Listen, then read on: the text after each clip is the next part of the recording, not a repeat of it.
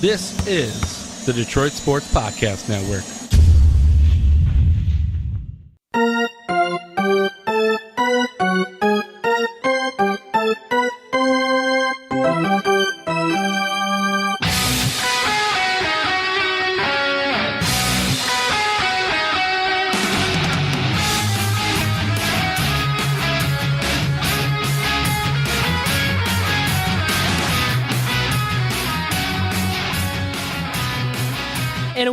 And welcome to the latest, the freshest edition of Tigers Talk with Chirco and Company. I am your host, Vito Geronimo Chirco, alongside my usual sidekick and partner in crime. That is the Doc from Doc and Jack, John Charles Macaroon. John, how's it going? Welcome to Big Baller Zone. What's up, Vito? Doing well. Good, man. I'm looking forward to this conversation. Interesting what's going on with the Detroit Tigers in the midst of a series with the Houston Astros. Did you by chance catch any of the Monday game? I don't know if any fans of the Tigers could have sat there and watched, what Peacock was able to do to them. Whiff after whiff, one hit by Mikey Matuk Monday in the series opener versus the Houston Astros. It was a grind, and I'm a fanatic, so I'm going to sit and watch. But for the average fan, Tigers games are too long, and when you have a one-hitter, my goodness, you do give credit to Houston for being able to shut down the Detroit Tigers, but with that prolific offense, you don't expect out of the gate in a series opener that the Tigers would be, shut out and only have one hit. But there were some excuses. They did kind of say they got in late to Houston, and there were some issues and things like that. So it wasn't like they just were totally inept, but the series opener versus Houston was really tough to grind through in the series opener. It was ugly, but luckily I didn't have to witness it live because I was playing co-ed softball and started my first game of co-ed softball and did very fine in the field. I made like 4 or 5 putouts, fielded everything cleanly, no errors made by me at shortstop. So I'm proud of myself. And enough touting now of myself and what I did Monday night in that co-ed softball game. We won, by the way, too, so I guess I had to throw that in there as well. Thing is with the Tigers now, an ugly performance against a guy that was a reliever. Did you know that? Starting in the place of Dallas Keuchel, the 2015 AL Cy Young, a guy that's out right now on the disabled list. Keuchel is a legit ace. Peacock is not even close to that. He's a reliever who was doing very well out of the pen for the Astros. But to only get a hit, and Mikey Matuk, that guy gets your hit, really? Out of all your batters? He's the guy to get your hit? An ugly performance out of the Tigers Monday night. A thing they didn't want to see starting a road trip that is very long and could make or break the Tigers this season too, Doc. We don't win anymore. It's tough, man. It was tough to sit through. And just to start, before we get into all the stuff and the issues with the Detroit Tigers, a lot of news was made, and we're going to get to it on this fine podcast, the Tigers Talk podcast. But do you just find that, and I think we'll look it up, the Tigers games in totality in length are really long this year. They're averaging way over 2 hours and 45 minutes per contest, and it's getting annoying for me personally trying to sit through and watch these long games. Are you noticing that as well? Do you find yourself when you're watching a Tigers game going, oh my gosh, they're averaging more than an hour per 3 innings, and there are several games that have gone 3, 3.5, 4, 5 hours to watch a Detroit Tigers game? It is unbelievable the length of time that is taking the Tigers to finish a 9-inning game. Well, and the later the games are, if they're on the West Coast, starting later at 10:05 or 10:10, forget about staying up to watch those games, right? They're lasting until 1 a.m. or after 1, and if you have to get up the next morning to go to school or go to work, how are you really realistically staying up all that time to watch a Tigers game, especially when, maybe they're getting blown out or they're losing 1-0 and can't score runs? Really, that offensive attack of the Tigers, especially in the middle of their order, and you can't score runs against Brad Peacock. The only positive now to take out of Monday night, once again, not to harp too much on Monday night, but reflecting on it a little bit here, Doc, to start off this week's podcast. Michael Fulmer was a legit stud once again. I think he has 9 or so quality outings now, and maybe in a row, something of that manner, which is a legit stat that people, us, Doc, you and I specifically should reflect upon. We should definitely reflect upon that stat, because if you're starting that well every single outing for yourself, that means you're doing something right, and he's been doing something right for the majority of this season. He really has, as the Tigers' best starting pitcher so far in 2017 too, Doc. He has been unbelievable. Jarvie got to see him live in the series versus Baltimore, and he had some great stuff in the victory as well. And you got to give credit to Michael Fulmer, because without him, without the contributions of Michael Fulmer and Justin Verlander, the other 3/5 of the rotation are really struggling, and I'm getting a little bit concerned regarding the elevated pitch counts, the struggles of Matthew Boyd, Daniel Norris, and Jordan Zimmerman. Now it's going to be an important start. Jordan Zimmerman's second start versus Houston is going to be very important. I'm a little bit concerned, Vito, that Houston could sweep the Detroit Tigers because they're coming in angry after having faced the Cleveland Indians and getting swept. So I was like, oh, maybe there's a chance the Tigers come in and handle their business and maybe get at least 1 or 2 wins. But if that's how they're going to perform, Houston's playing good. And when talking to Jason a little bit, he was worried. He thought that they would go in and maybe only win 1 or 2 games at best. But if Jordan Zimmerman, to go back to him, if he doesn't come out and have a quality start versus Houston, you're going to be putting a lot of pressure on the final 2 guys. And Justin Verlander, I know, is going to go Thursday. It's going to be tough to get a win in this series. So I'm hoping that his outing at least can at least give the Tigers a chance to win a game in that series, because here we are sitting, we're 1 game under 500, and it's starting to ramp up ever so slow. The tide is turning, and people are writing, like we talked about last week, people are writing about the fact that if the Tigers team is 500 around the All-Star game, around the trade deadline, there is a strong possibility that Al Avila is going to sell pieces. And the first likely candidate to be sold might be J.D. Martinez, and we'll talk about him. But are you confident that Jordan Zimmerman is going to do the job and have a quality start Tuesday versus Houston? Well, you're facing Lance McCullers Jr., their second-best starting pitcher this year, who has produced a 2.65 ERA and 1.5 wins above replacement through 9 outings this season. That tells me the Tigers are at a major disadvantage with Jordan Zimmerman taking them out on Tuesday night against McCullers. We can't do anything right. The Tigers might not do anything right against Lance McCullers Tuesday night, too, which is sad, but true, because then you lose 2 games in a row to start up the series, a 4-game set in Houston against the Astros, who own the best record in Major League Baseball, even after suffering that series sweep, 3-game series sweep against the Cleveland Indians. And for me, it looks bad to start off because of that being taken into account. And then you face, on Wednesday, Charlie Morton, and then Mike Fiers on Thursday, who is facing Justin Verlander, Doc, as you noted. Now, Verlander has won his last 3 outings versus Houston and has recorded a 2.05 earned run average in 7 lifetime outings against Houston. At the time of this recording, are the Cleveland Indians in first place? No. The Minnesota Twins, at the time of this recording, are sitting with a record of 23 wins and 18 losses. The Tigers are not even in second place. They're sitting right now smack dab third place, 21 wins, 22 losses, 3 games behind the first place Minnesota Twins. So it's an important series. You can't go on the road, play 4 games versus the Houston Astros and lay a dud. You got to perform. And that first game was unbelievable in terms of the fact that swings and misses, they looked listless. They looked like they didn't have any energy. And it was really unfortunate, too, because when you have a lineup with Miguel Cabrera, J.D. Martinez, Justin Upton, you don't expect that at the end of the game they're only going to tally one hit. Right now I'm seeing Justin Upton take a downturn. He's going in the wrong direction right now, whiffing on pitches outside the zone that he should be swinging at. That's an ugly sign for him after his struggles last year in the first half. That's what frustrated Jarvie from the Baltimore game was, oh my goodness, people are saying, maybe Justin needs a couple of days off again because he's swinging at bad pitches and, he's streaky. At this point in time, he's a streaky hitter. He started off the season unbelievable, and Brett Ausmus is going to give him every opportunity because when he makes contact, when he's going right, my goodness, he's a very strong offensive weapon, and I don't think they're going to sit him at all versus Houston. So we just got to hope that he lays off the bad pitches, gets into hitters' counts, and takes advantage of the opportunities that he's given. But yeah, to swing at bad pitches is very frustrating, especially when a team is scuffling like this.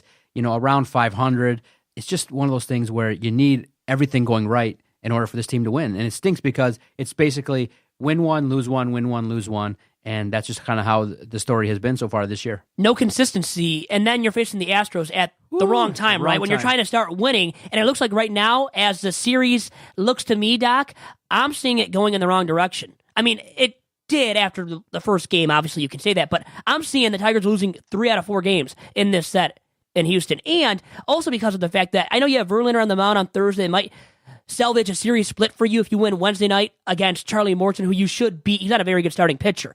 Mike Fiers, though, is and has a very good lifetime earned run average against the Tigers. A 2.35 ERA in 4 lifetime outings versus Detroit. So even though people think, Verlander will get it done on Thursday, allow the Tigers to win 2 out of 4, get that series split, it's not a foregone conclusion when you're facing a guy that's had success against the Tigers in recent memory, and a guy that's a quality starting arm. He's no Dallas Keuchel or Justin Verlander or even Michael Fulmer, but Mike Fiers has proven before he can get it done and throw some gems, and he could do just that on Thursday and allow the Astros to win 3 out of 4 against the Tigers. Now, Vito, you did a preview piece for the Free Press, and you could find the link on our Twitter page at Detroit Podcast, and it was a very good series preview. I got a lot of information. For those that have yet to read it, tell me a little bit about what is making this Houston team so unbelievable. Why are they sitting atop Major League Baseball with a strong record right now at 30 wins, 15 losses at the time of this recording? Dallas Keuchel, who is pitching much more like the Dallas Keuchel of 2015 when he won the American League Cy Young Award, and then the double play tandem of Jose Altuve at second base and Carlos Correa at shortstop. Now, did you know, at least coming into this series, trailing Keuchel in WAR were the double play tandem of shortstop Carlos Correa and second baseman Jose Altuve.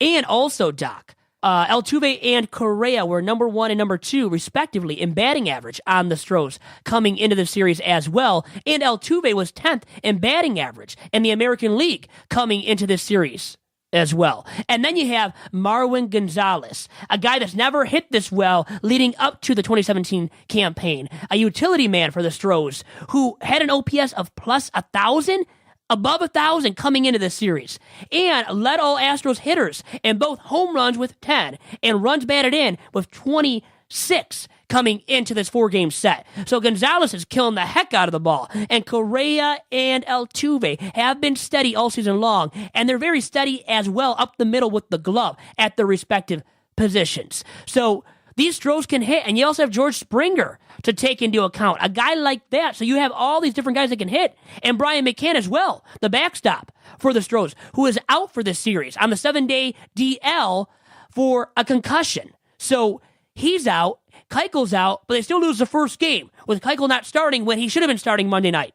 And you lose against Brad Peacock, a very, very horrible way to start off the series and to start off your road trip as well, Doc.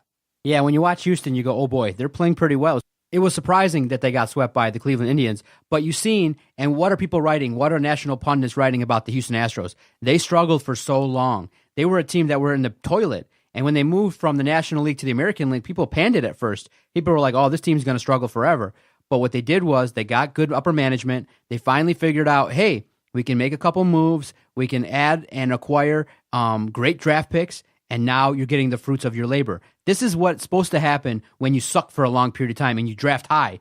You finally start getting pieces that you can add, and then you get lucky with a Dallas Keuchel. You get lucky with some pieces that are performing, and then you got Jose Altuve, who's just unbelievable. Every single time the Tigers play him, you see him kind of doing some damage and contributing runs against the Detroit Tigers, similar to Mike Napoli. It's one of those things where the Houston Astros are a solid squad, and it's impressive what they're doing right now. Like I said, they're winning games at a 2-1 clip. And you know what? Right now, Altuve is the best little guy hitter in all of baseball, isn't he? There's nobody even close to him in terms of productivity at the plate year in, year out, and especially with the batting average. But he can sneak up on you in terms of this. He can run produce as well. He's not just a guy getting a single, okay, on a consistent basis. He can hit for a double. He can produce that extra base power, which some Tigers bats, well, specifically VMart, has liked for most of the season. And not that we're going to talk about him here. We're going to talk about the fellow Martinez on the Tigers in JD, right? Who was a member of the Astros at one point in his major league career. He's been much better since joining the Tigers. He's come into full bloom, right? He's fully bloomed as a major league hitter, very productive now. And it seems like he hasn't gotten out, Doc, since coming off of the disabled list to start the season. And he was gone for all that time. And he hasn't missed a beat, it looks like, at the plate with all this extra base power, all the home runs specifically that he has hit up to this point.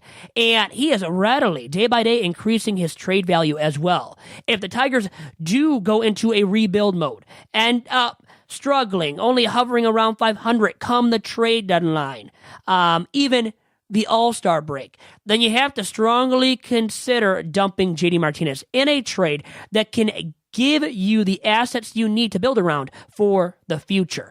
Because right now, if they are in that state going into the All-Star break, Doc, I would say you have to start looking at rebuilding. Because why are you going to go for it when you're only hovering around 500 come the All-Star break? It would make no sense whatsoever. And it would, I think, indicate to a lot of fans and to the Tigers front office press as well that it is surely time to move on from a lot of this major league talent on the Tigers roster right now, including JD Martinez, who has the biggest amount of trade value right now out of guys that they're looking to move perhaps as we get closer to that All-Star break. Vito, are you seeing the sense that and getting the idea that many people want the Tigers to just unload and give him a blank check and sign it? Because every time he performs, people are kind of talking and looking like, look, you have to pay him, you have to pay him. I put a poll on our Twitter page at Detroit Podcast. Should the Tigers trade JD or should they pay JD? And overwhelmingly, I think it was like 3-1. People are really in support of JD Martinez. They want the Tigers organization to open up the checkbook and pay the man. And why do you think that support for him is this large, knowing that this is a squad that's not likely on the course to win a World Series? When I see him hit a home run, the first thought I have is he's an asset. He's upping his trade value. He's upping his value for the Detroit Tigers, because I do take stock in the fact that the Tigers reached out to him and he said, look, I respect that, but I'm going to decline your offer. And this is very similar to what Max Scherzer did. I think the Tigers organization legitimately doesn't like when they reach out to make an offer for a player and the player bets on himself. Because what in essence he's saying is, no, I'm looking for a bunch more money. And right now, don't you think JD is in the range of at least $25 million per year? A guy that can hit 20 to 30 home runs and be a solid offensive weapon? He's in the neighborhood of at least 20 to 25 million per season, and the Tigers are not in the position to add another $25 million a year guy.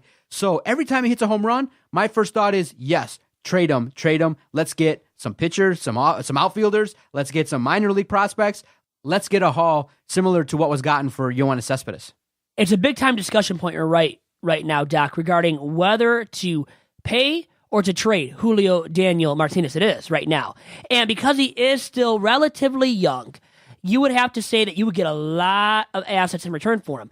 The thing is, Chris Ilitch now, as the owner of the ball club, we know his dad, Mike Ilitch, didn't like when Scherzer told him that this wasn't enough money that Ilitch had offered to him. Remember that? I mean, you brought it up yourself, and I think Tigers fans remember that very vividly still, and maybe some regret the decision the Tigers made to not pony up to pay Scherzer when he's turned out to be this ace-caliber arm with the Nationals as well.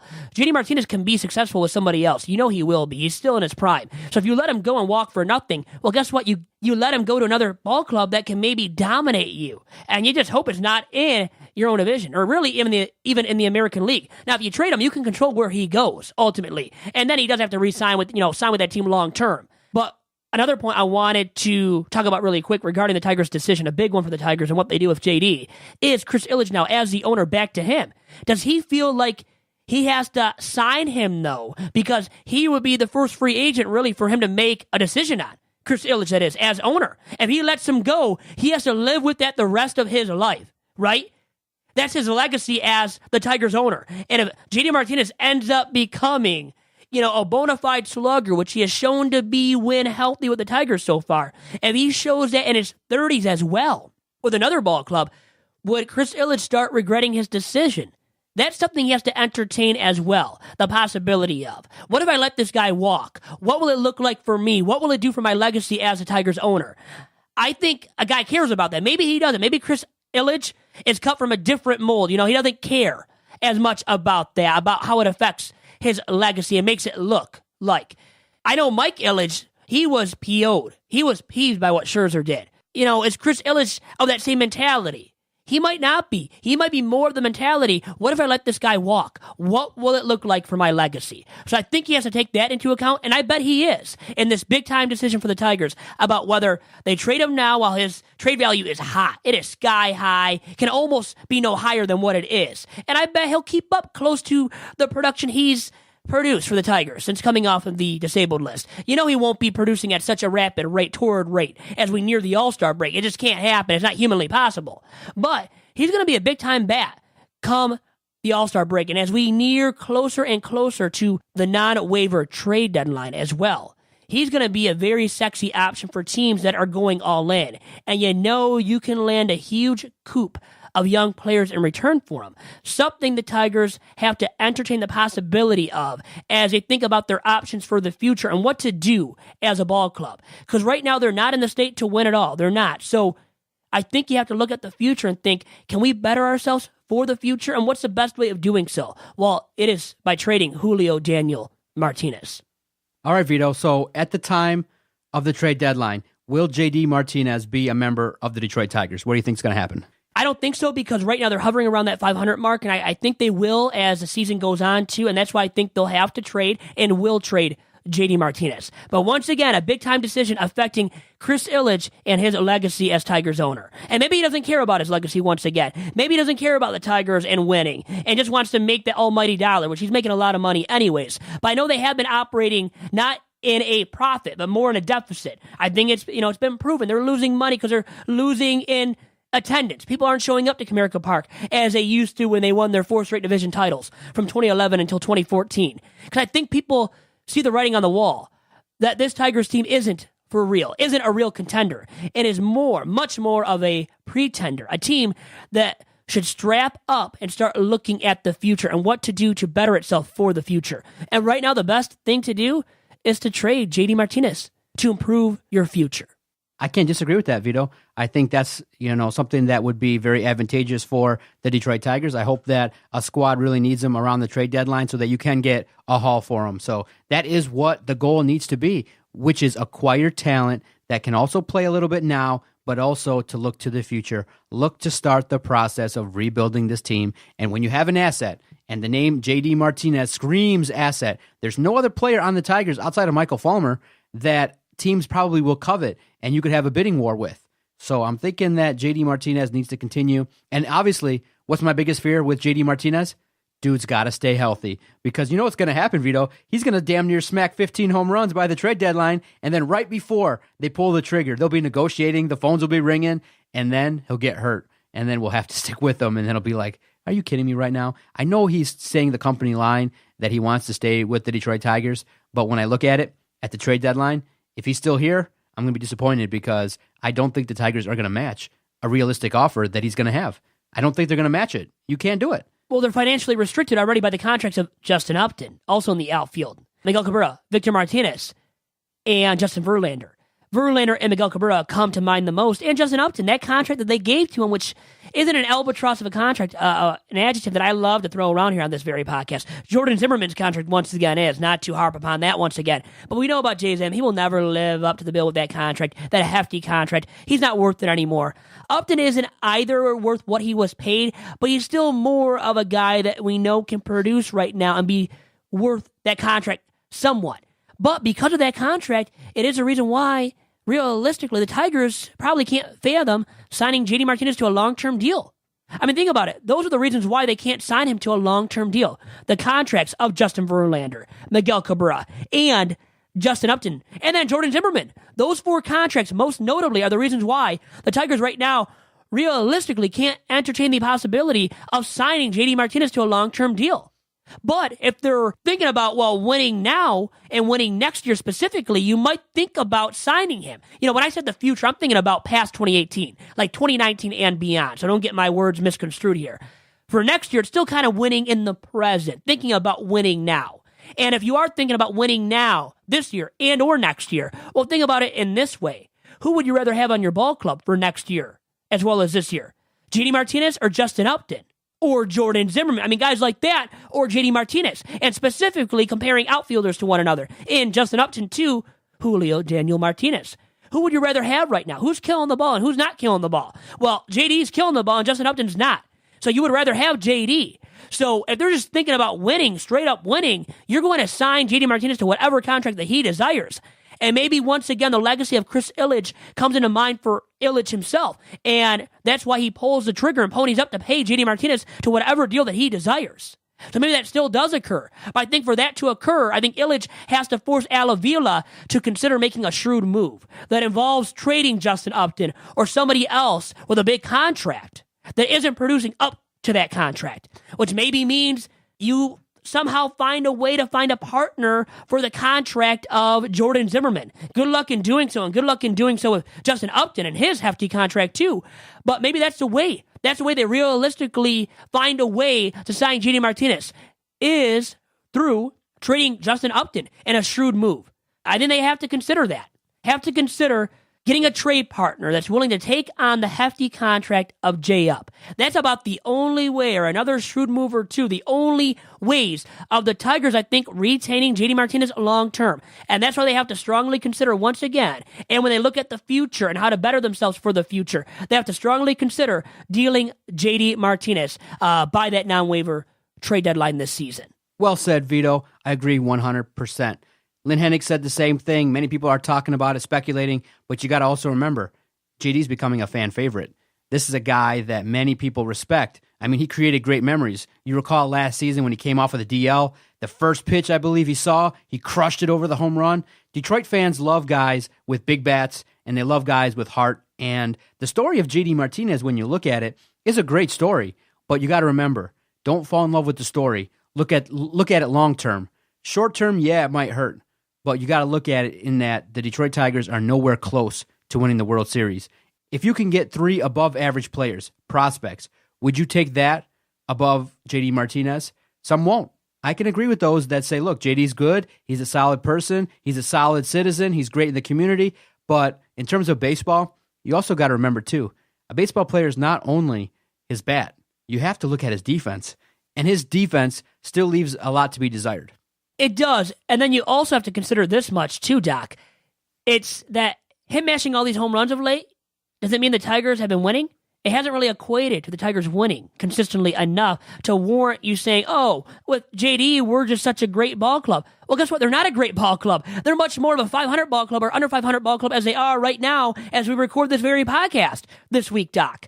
So by the looks of it, well, what do you get from the Tigers? What do you feel about the Tigers? Well, what you feel is that they're very much a 500 ball club because their starting rotation at the back end especially isn't good enough. Their bullpen at the back end of games surely isn't good enough. Their lineup as a whole truly isn't good enough when you have Jose Iglesias not hitting, not getting on base, James McCann not getting on base, Vimar, until recently, wasn't hitting and wasn't hitting for extra base power. So all these other bats haven't produced, and their rotation arms haven't produced as heavily or as well as we thought going into the season. Even JV, Matthew Boyd, Norris to a certain extent as well. So for all those reasons, and K-Rod being an albatross of a guy in the closer role this season up to this point when he was in the closer role, all of those reasons are the reasons why the Tigers are where they're at and why they really are a 500 ball club, much more than a true World Series contender. And if you're not a true World Series contender and don't see yourself as being one next season either, wouldn't you just deal Julio Daniel Martinez for a package of 3 solid prospects that can enhance your odds of winning in 2019 and maybe even next year, but specifically 2019 and beyond into the 2020s? If you can do that with the trade of JD Martinez to another ball club, especially not in your own division or in the American League as a whole, well, then you pull the trigger on a Julio Daniel Martinez deal. But you can't also just deal him for anything. You can't just deal him because you know you have to pony up to re-sign him for the future coming up very soon here. It shouldn't be that mindset the Tigers front office brass takes when considering to deal JD Martinez. It should be much more the mindset, what am I getting in return? If it's 3 quality, like 2 quality and 1 high quality prospect, then you make the deal. But just 3 average players, as you had noted, and segging this discussion, Doc, well, then you don't deal them. You don't just deal them for the heck of it, for a salary dump. No reason to do so. Okay? You only deal them if you get the right deal. And the right deal would have to be probably 3 prospects. And once again, 2 solid ones and 1 A1. So like 2 B guys and 1 A guy. Only way you do it. And you might want to look at position players as well, because they're lacking in that department much more than rotation guys and just pitching prospects. They really are right now. You just got to hope Matthew Boyd turns it around. Norris is more consistent than he has been this season. If they are, that rotation's fine for the future. That's why they need position players. They need a future shortstop. Look at Iglesias. Is he your future there? Probably not. Is James McCann your future behind the plate? Probably not. Alex Avila, not at his age. He's not going to be a full-time starter going forward. So you have to consider position players that the Tigers deal for when dealing JD Martinez stock. Okay, and it was funny when I was doing some research. I added some drops to the system, and as you were talking about, JD Martinez, I just wanted to play this. Stay in your lane. I know you're interested in what LeVar Ball had to say on his recent national appearance on the Cowherd Show, but it was kind of funny. But I agree with you 100% on your take regarding J.D. Martinez. I think that, you have to look at these guys now as assets. And I think they're starting to realize, oh boy, they might be pressing even knowing that there's pressure. I know there's pressure game in, game out to perform. Your livelihood is at stake. But there is talk, and it's starting to bubble up, that Al Avila might pull the trigger and make some moves at the deadline. And it might need to happen. And whether you agree or not, if this team stays around 500, Al Avila's job is going to be probably pull the trigger. And if he consults with Chris Ilitch, that Chris Ilitch is going to want, at least if they make any move, if they're going to make moves to add to this team, that you got to at least come to the table with thoughts of winning the division, not going into the playoffs as a wild card. If you're going to make Chris Ilitch spend more money out of his pocket and even go further in the minors and trade people, you got to come to the table with a plan, and that plan has to include winning the division. But Vito, you know what the Tigers did that even took them one step closer to winning the division?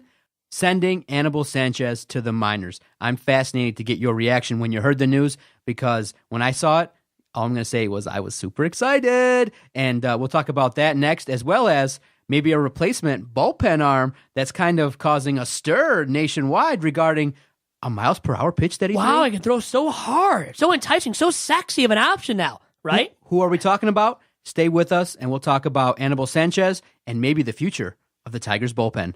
Next on Tigers Talk with Chirco and Company. And you're listening to the Detroit Sports Podcast Network. Vito, I want to tell you about our host site, Podomatic. When Adam and I first started this project, we were looking for an easy place to host all our audio. Now, we researched them all, SoundCloud, Podbean, Podbay, every single place. But the host site that we chose was Podomatic. And the reason why was it's super easy to use. I mean, literally, you can take your audio that you recorded. After we record this fine Tigers Talk podcast, you get the audio, and within 5 minutes, you can upload it to their host site. That's how easy and user-friendly Podomatic is. And that's why Adam and I have uploaded damn near 600 podcasts to that platform. If you want a consistent host site that's been around since 2005, we suggest, and everybody here that does podcasts on the Detroit Sports Podcast Network strongly recommends, Podomatic.com.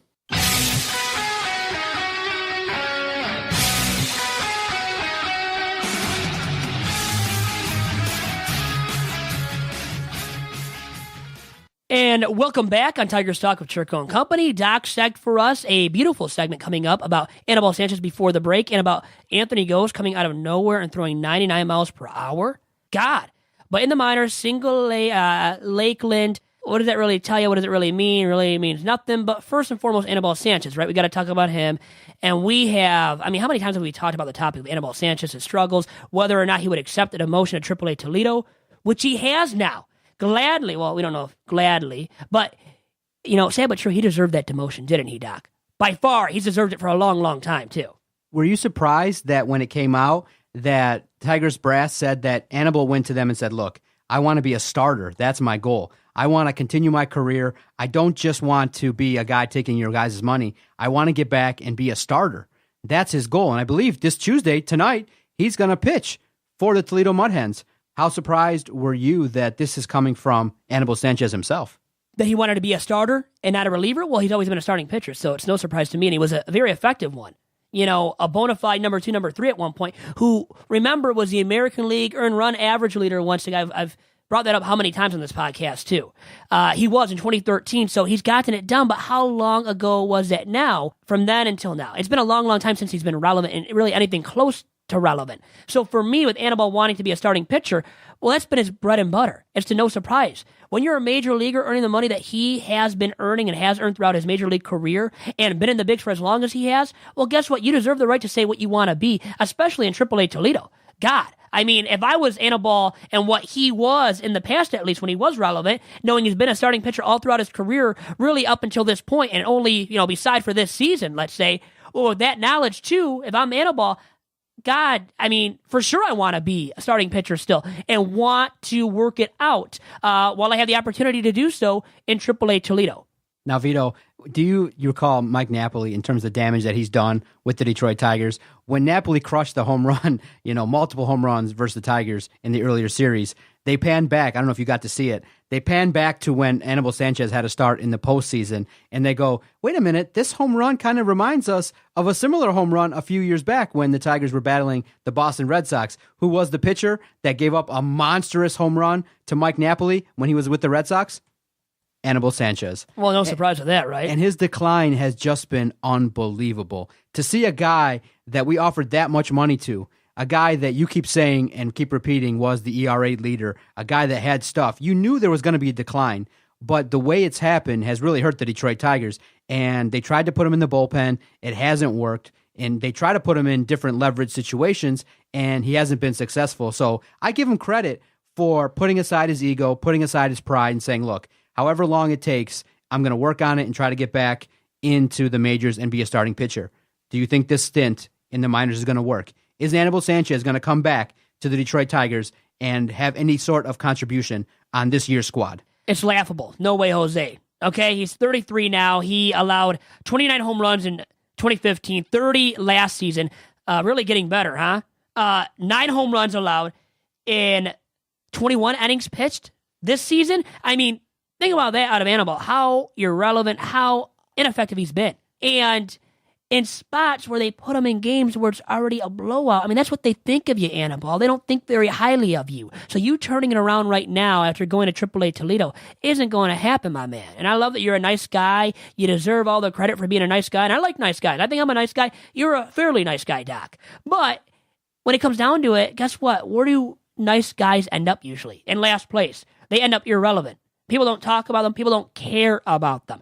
It's about being productive at the end of the day. And guess what? Anibal Sanchez at this stage in his career is nowhere close to being effective or relevant. It's just the way it is, and that's all I can say about Anibal. And it's not going to be a Max Scherzer thing, because people are probably thinking, right, of Scherzer. He turned it around when he got the chance to go down to the minors, worked out his mechanics, and he turned out to be this ace-caliber arm now. And a guy that is unhittable at times, and we've seen him against the Tigers be unhittable too. And Anibal Sanchez can't become that, though. He's not going to be unhittable. He's not going to be a strikeout artist all of a sudden anymore. He has no control. And when he gets it over, he hangs them. And when you hang them, you have to bang them. And guess what? Major league hitters have been doing that all throughout this season and for the better part of 2015 and 2016 as well. So it's not going to just all happen for him now where he turns it around magically. It's not going to happen, Doc. So what's the best case scenario? How do the Tigers get a win out of this? Well, they're not going to get a win. It's just being nice to Anibal, kind of. Telling him, oh, you can work it out, buddy. You've got a chance now to work out the kinks, right? To get some reps in to, become maybe somewhat close to respectable again as a long reliever out of the Tigers' pen. I mean, he's not going to be a starting pitcher in the Tigers' rotation in 2017. Do you really think that? If anybody really thinks that, they're drinking the Kool-Aid and they're on something really good. Okay, because there's no chance in hell, really, that Anibal's going to be a starting pitcher once again. It's done, huh? He's done as a starting pitcher. As a long reliever, as a garbage man, maybe he can do something. That's what he was doing already, and very ineffectively. But when you're already down big, you're up big, people don't care about you coming in those spots. But what does that say about Anibal Sanchez and what stage he's at in his Major League Baseball career? It says very little about him and about what the Tigers think about him, or that they think very little of him. That's what it says about Anibal, right? So Anibal at this point has no chance at turning around his Major League career to become a starting pitcher for any Major League ball club at this point. So why not for him if you want to be a starting pitcher again? And you have to realize at some point, and I guess he doesn't yet, but when you start realizing for sure that you're not going to be a starting pitcher again in the big leagues, that at best you're a long reliever, don't you think you would just want to hang it up? Steve chimes in. Thank you, Steve, for watching. He's always watching us. I just hope he doesn't watch us when we're at home. Steve chimes in, wants to know, is there opportunity at all if he does kind of turn it around to come back and maybe try and deal him for something, for anything? No. Well, peanuts, chips. Not going to happen? Not going to happen for anything in the majors. Right? The contract is too Contract's an albatross. I love using that word, don't I? I already used it once before about Jordan Zimmerman. Anibal Sanchez's contract is an albatross at this point of his Major League career as well. When you're a guy that has to go all the way down to Triple-A Toledo to try to work out some kinks, God, I mean, I wish him the best of luck, but I don't see it happening at this stage in his career. Okay, so Rod Allen, one of my favorite announcers, kind of came out and made some news with what he said regarding Anthony Gose. And he believes that from what he saw already, the 99-mile-an-hour throw, he's excited, and he thinks that Anthony Gose could pitch for the Tigers this year. Yeah, I could too, and so could Doc. It's not going to happen. He can't help out the bullpen. What else does he throw? Can he get it over the plate? A lot of guys can throw 95 plus, reach 97, reach 98, reach 99 maybe even. But guess what? Can you get it over the plate? If you can't, it doesn't mean anything. And how about you can't just be a one-trick pony with your pitches, with the fastball. And over the middle of the plate, guess what guys do when they see that over the middle of the plate? They hit it a long way. That's going to happen if he comes up to the majors. He's not even close to being ready. So when we were talking before the show, before our recording, I said to you, look, there's a lot of buzz regarding Anthony Gose. People are talking about it. It made national news. Anthony Gose from the Detroit Tigers threw a 99-mile-an-hour pitch. They really didn't talk about much else regarding his appearance, but what was your reaction to the hullabaloo regarding Anthony Gose and what he was able to do? 99 miles an hour on a delivery. I think it was his first pitch. I'm not drinking the Kool-Aid like Rod Allen or anybody else. No. I don't get into it. I barely even paid attention to it, and for me, it's highly unnoticeable. Doesn't mean anything to me, isn't going to get me going on a Monday morning. And like some people will say, well, hey, maybe he can be the next Matt Bush. You know about him with the Rangers, who's a really effective late inning guy for the Rangers now. A guy that closes games too.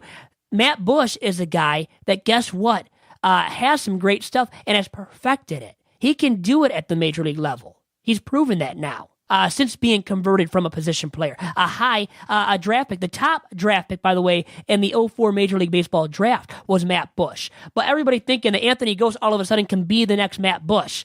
That's far-fetched. And I am not drinking the Kool-Aid. And if you believe in it, you must be on something once again. What's everyone chiming in about? It's just the number. People like to see guys throw 100 miles an hour. They just love it. Well, it's sexy. But have you seen the video? The chicks dig the long ball, and they dig the guys that throw 98, 99, can reach 100 miles per hour with their fastball. But I watched the video. He looked pretty decent. I mean, he doesn't look like he's totally out of his element. You don't think he could progress at least to AA, Triple-A, and help the Tigers organization? Maybe not get to the major leagues and help this year. Obviously, it might be really tough. But you don't see him maybe progressing and advancing, in the Tigers minor league system? Well, okay, so to AA. I mean, how far is he going to get? I just don't see him progressing that much and reaching AAA and still looking as effective. Throwing 99 and getting guys out with the change piece or curveball too. Because you need those other pitches. You need those secondary pitches. The change piece, the slider, maybe the curveball. You need like 3 pitches, even as a reliever. Maybe 2 if your fastball's really good and your change piece or curveball's really good. As a relief pitcher, maybe you can get away with it. But once again, this story is just so far-fetched. Listen, man, we're clinging for anything. I know that at this point as Tigers fans, we are, aren't we? You're such a hater. You're such a party pooper. You're trying to bring down our parade. Look, Vito, our bullpen has been so bad, has been so inept, that we're looking for a position player turned pitcher to try and salvage any level of respect for the Tigers bullpen. And for you to sit here and to crush a fan's dream like myself is really insulting and hurtful. Can't you just give us this and just tell us that Anthony Gose is going to come up to the majors and handle his business, and he's going to come up there and be the next Andrew Miller? Why not Anthony Gose? Why not us? Yeah, because when it has to pertain to us, we don't get so lucky. Yeah, he's not going to be the savior for the Tigers as a closer this year. He's in single A for a reason, guys. Come on, single A baseball. Who's he facing? Vito. Remember that too, the competition level. And single A is a lot different than the majors, or even Triple-A Toledo, where Anibal Sanchez is right now, and rightfully so. Look at this, Vito. As the camera is right here, I'm going to point to it. I got an alert from Yahoo Sports. Okay, look what the alert is just now, 1 minute ago, on this phone that's recording you doing this podcast. It says, ex-Tigers outfield Anthony Gose fires 99 miles an hour pitch in his minor league debut as a pitcher. We're only enticed by that. You know why? Because other guys do it in single A or double A too, and they never make the majors. We're only enticed by it because of his story. He was a position player, was a center fielder. If he wasn't, would anybody even care about this darn story? Nobody would. So, once again, this means nothing, guys. This is totally irrelevant, okay? So don't drink the Kool-Aid. Drink some of the haterade that I'm pouring right now. All right, speak to the nation. Speak to the world. You told me you were going to crush this idea. Why is it that Anthony Gose and the hullabaloo and the hype regarding Anthony Gose is irrational? Because he's never been a major league pitcher. He's in single A pitching, throwing 99. Let's see him do it in double A even, or triple A, let alone the majors. And what other pitches does he have? Doesn't have secondary pitches, Doc. You have to have a secondary pitch or 2 or 3 to be very effective and anywhere close to lights out. So if you're thinking he's going to be the savior of the Tigers bullpen and be lights out as their closer or just a late inning arm in the Tigers pen in 2017, you're drinking some Kool-Aid once again. The best that we can see out of him is maybe coming to the majors and producing in like midseason of 2018 or in 2019. But you know how far-fetched that even is at this point, guys? It is very far-fetched at this point. Steve got a lot of great points. Thank you for contributing. He says, no, you don't have to have that many pitches. Mariano Rivera only had 2. Well, once again, 2 or 3. So 1 secondary pitch. Maybe I was hyperventilating and overstating, the point when I said you have to have 2 secondary pitches and 2 really good ones.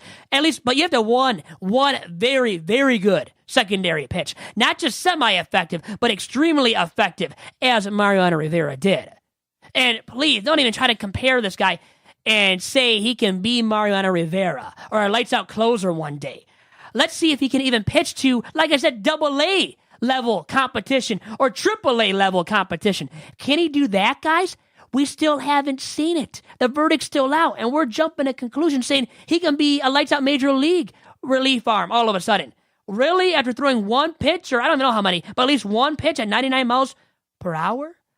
The radar gun is there only for a reason. It tells you something, but you have to see the other pitches and his productivity against at least near ready major league talent, which we haven't seen. You're not going to see that at single A at all either. You know what? I'm not going to take the stance of Rod Allen and say that he's going to make his major league debut this year, but I will say that's laughable. Come on.